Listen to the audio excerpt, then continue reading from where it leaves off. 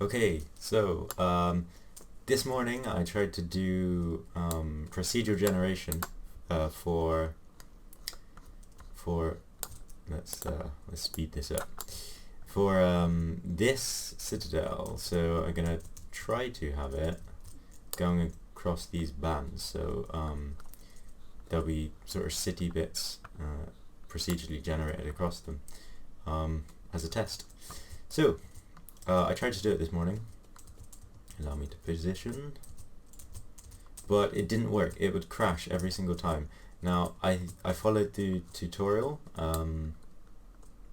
about 3 times through, recreating it each time.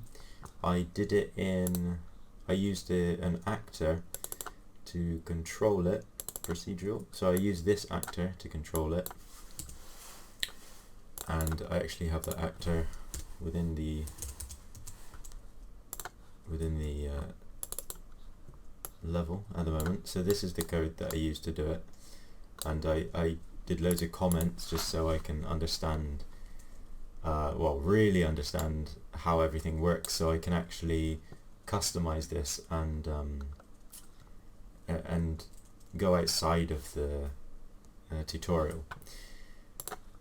Now I came home and I tried to do it again, and it crashed my engine again about 2 times, but I managed to fix it. Instead of doing 4 levels, I'm doing 1. I don't think the amount of levels actually matter.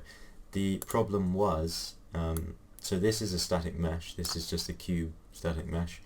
The problem was that I was using these meshes. So, oops, if I do 10, so you can see it. I was using these meshes.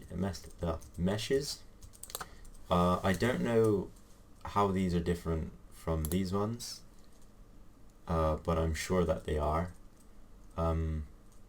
So these ones, I suppose, don't use actual static meshes.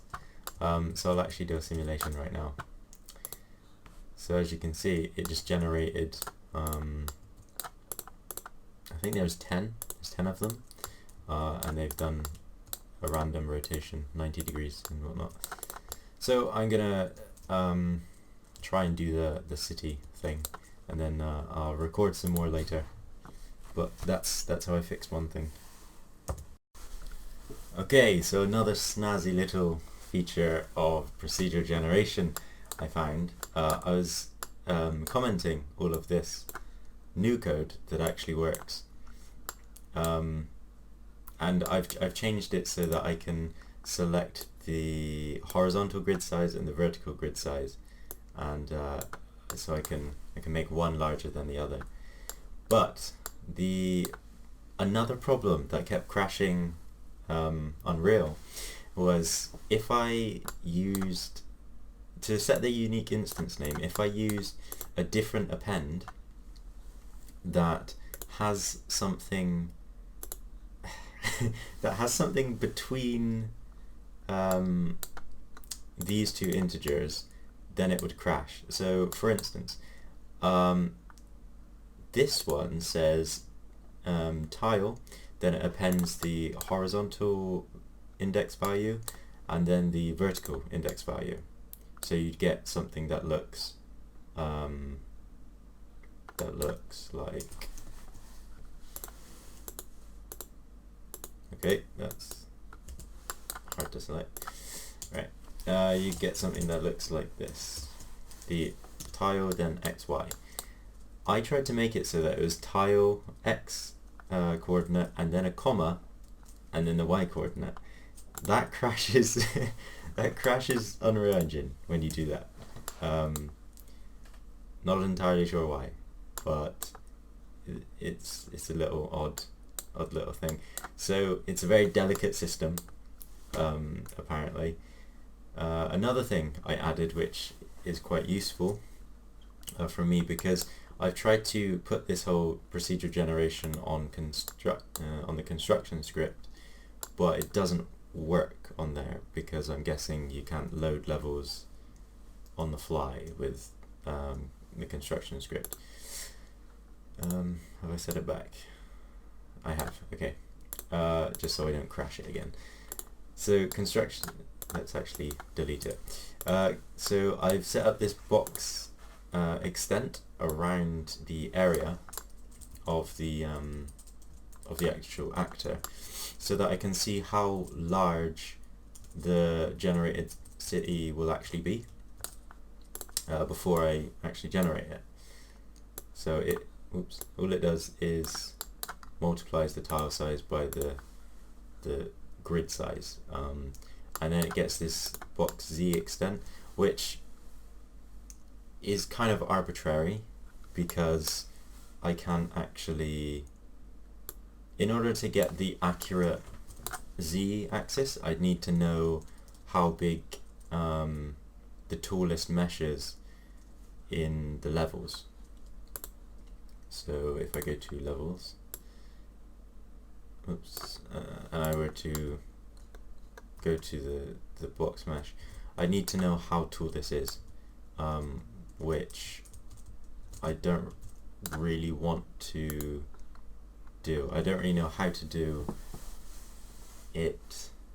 Sort of like, I know how to do it manually, but I don't know how to do it automatically, and I'd really rather not do it automatically because it's just for developer purposes and not actually for the game.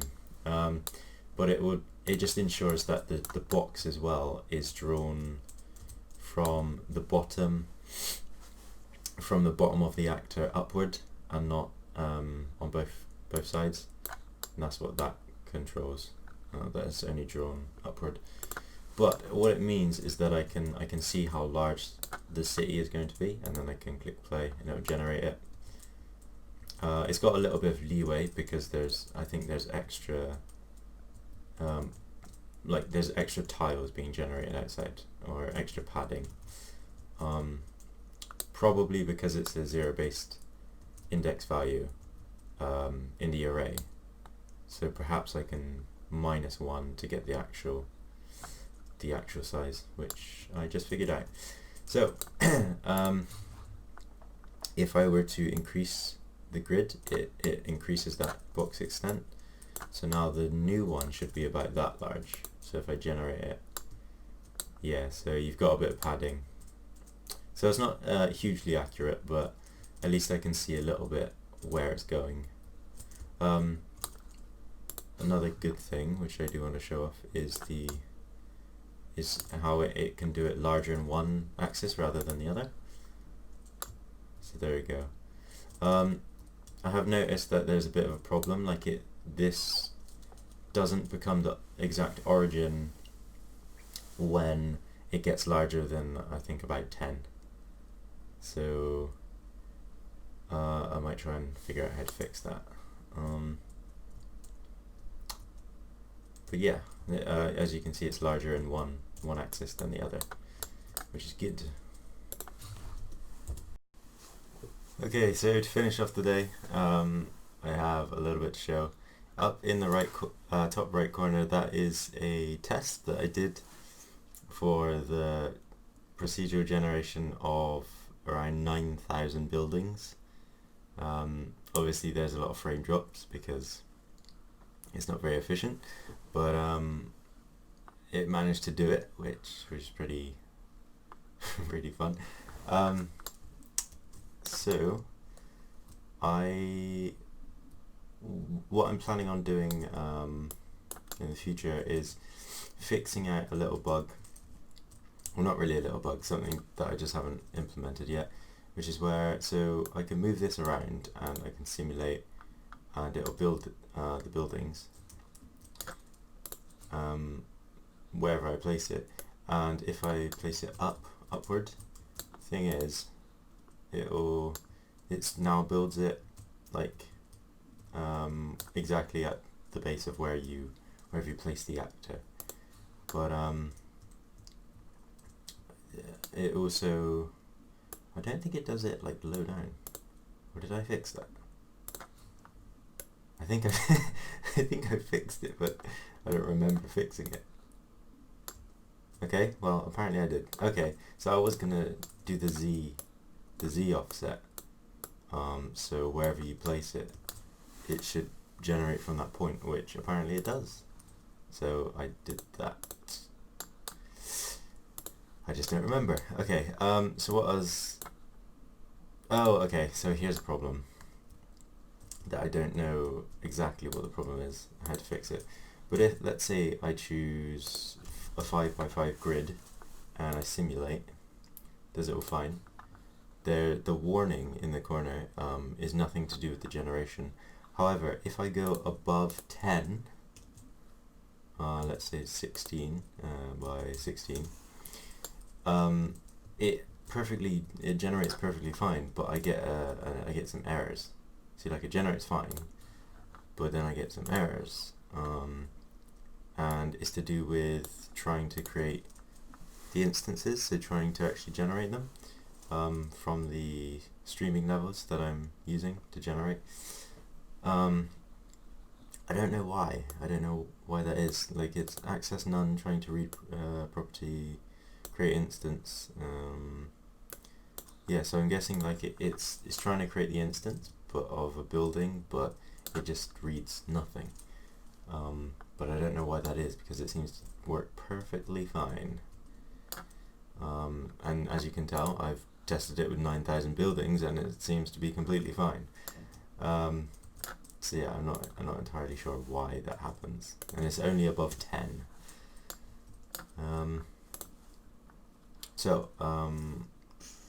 I covered how it didn't work when I tried to do it in the level blueprint before using the same system, and how I tried it over and over again and how it crashed. Here you can see the one that I followed the tutorial for, and it works in the level blueprint. This looks pretty much exactly the same. I even called the variables the same because I didn't know why it wasn't working, just to be super safe and superstitious. But then that worked, so I copied it into here. This is my old one, which I tried to do it myself and make custom properties, like splitting up the grid size into horizontal and vertical. That didn't work. And like having variables that I can control here, which didn't work. But then I just copied the other one, the one that I followed the tutorial for, copied that and put that in, and then I slowly did little splitting up of variables and such. So I split up the grid size, and I was very meticulous and careful about how I did it. So after every little change that I made, I tested it, see if it crashed, which it didn't. So it seems very fragile at the moment. But the way I'm doing so it generates where I actually place the actor, is I have the normal generation at a transform that you set, but I also add the origin of the scene root in world transform. I also add that as well to the X, Y, and Z, so it can do it from wherever you place the actor. Z is a little bit weird. I find that if I don't have it at negative 210 multiplied by whatever you want, so like 1 or some such, if I don't have a multiplier, then the buildings generate they generate below. See, there you go. So they generate below the scene root, which I don't want. That was actually because I didn't do this offset. So I have like this this variable exposed, so I can actually increase that or decrease that, so I can put it up, so I can elevate the buildings or lower them down based on this variable. So yeah. so there's that. If I save that. So yeah, I had an idea about how I could how I can make this more efficient. Now I don't think I need 9,000 buildings. I haven't actually tested it or done the math or anything. I know that there is going to be quite a lot. Obviously the player won't interact with all of it, and I also have to think about materials and how efficient it's going to be with the rendering the polygons and rendering the materials, and making sure that the materials are not super complex, so that the instruction counts are like extremely high, meaning that it's going to take so long to render, and make the draw time something similar to that, like really, really high. And I had the idea of using the hierarchical instant static mesh. So the way I'm doing the generation is I'm doing it through level sub-levels. There we go. And if we go to here, you can see that it's just like each level, it's just a different block. So if I used hierarchical instant static mesh instead on these things, I could effectively make large chunks, efficient chunks of actors, similar to how I made this. So I can just make that like 1,000 buildings or whatever, and then I can render them in chunks. So I can just have like a load of chunks essentially. So yeah, that would probably be a lot more efficient, and that way they only use, you know, one material. So it means that there's only one draw call for, let's say, like 1,000,000 polygons. So it's not bogging down the system. So I can effectively draw probably, you know, millions of polygons, like 3 million polygons on screen, with like very minimal impact. So I think that system is going to be better. However, I do need to figure out a way of making the cities intersect. So I'm going to need to know, let's say I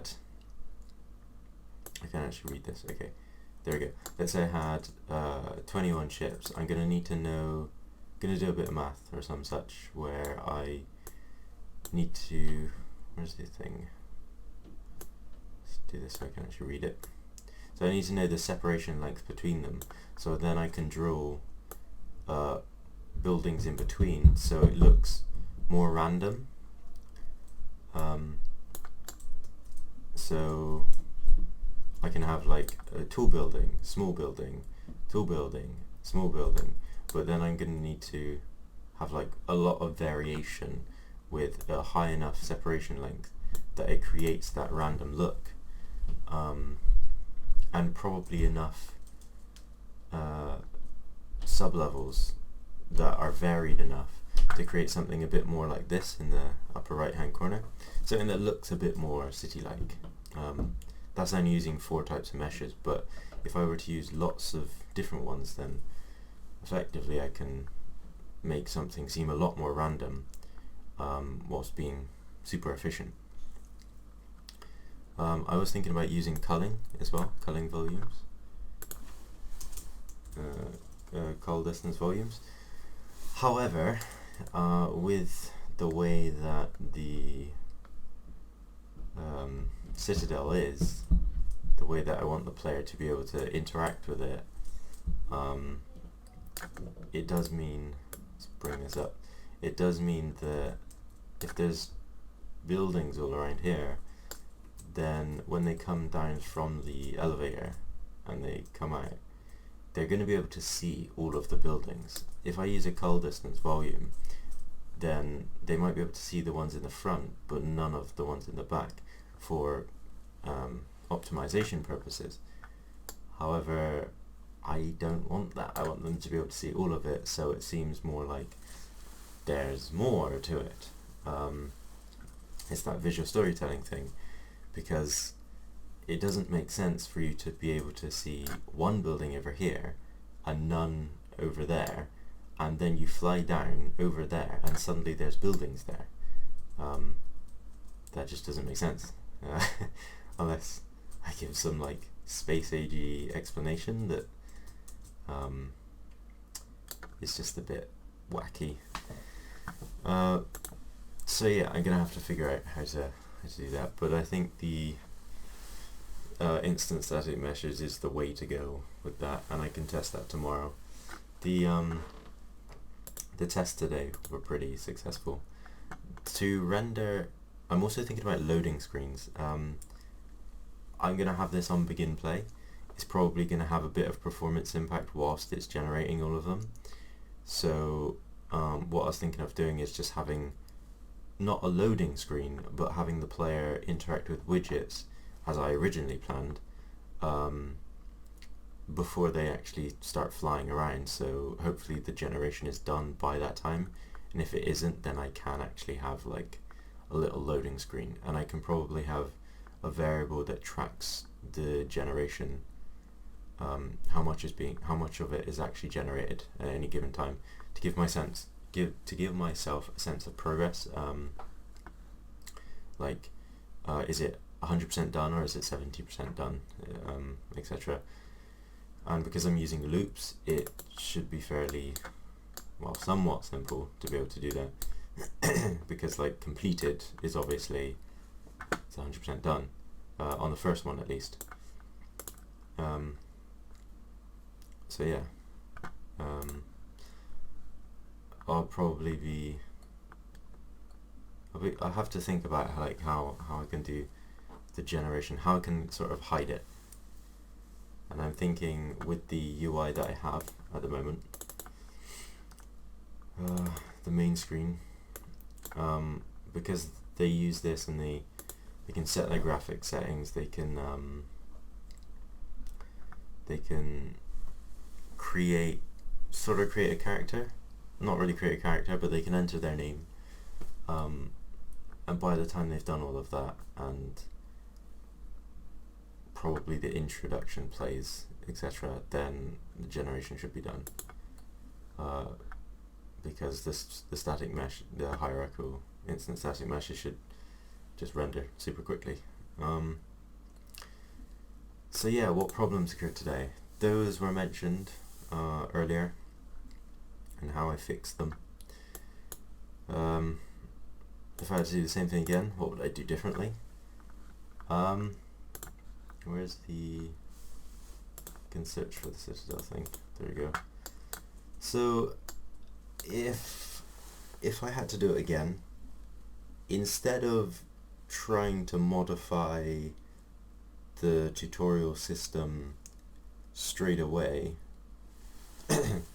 I'd follow it to the T. I'd follow it exactly, right off the bat, and then I'd modify it after the tutorial's done and after the initial test's done.